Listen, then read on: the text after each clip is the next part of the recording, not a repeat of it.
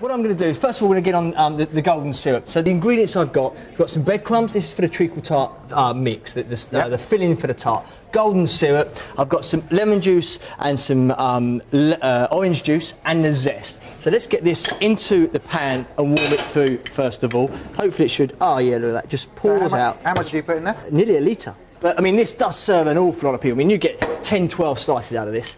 Then the orange juice and lemon juice go in with the zest. We want to release the flavours and warm that up. So that goes in there like so. That's the first job.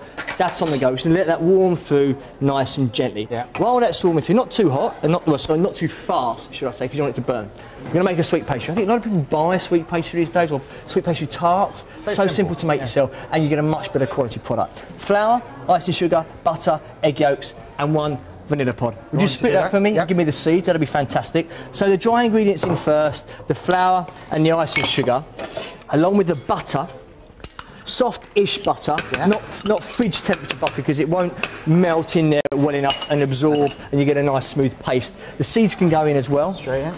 So that's plain flour and unsalted butter. Plain flour, unsalted butter. Yep. Give it a little blitz up, like so. Like that, bring it together, and it should start coming together a bit like a breadcrumby type texture is what we're looking for.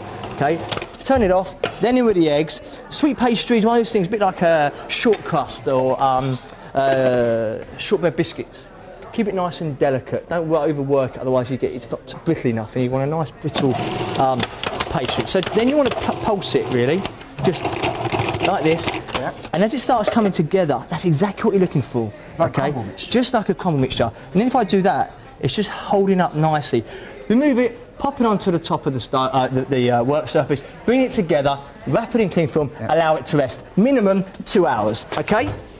Once it's rested, roll it out, fairly thin, not too thin, like this. And in an ideal world, rest it again once it's rolled. Yeah, a bit like puff pastry, be very, very gentle with it. So how long have you rested that? Half an hour. Yep. Yeah.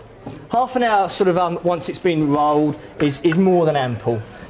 And then just into our tartling, like this. And we're going to blind bake this, and we've all heard about blind baking. That's with greaseproof paper and baking beans in an ideal world. If you don't have baking beans, you could use lentils, any pulse knocking around. Push that to the sides there. Just make sure that's not boiling away too quickly. Excellent. That's come up. Just release the flavours. If you can put the breadcrumbs into there for me, and then just mix that all up. So that's what, half a loaf? Half a loaf of fresh breadcrumbs. Yeah.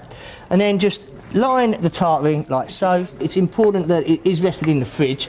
And then if you've got any gaps, just come back to it and just take the edges there.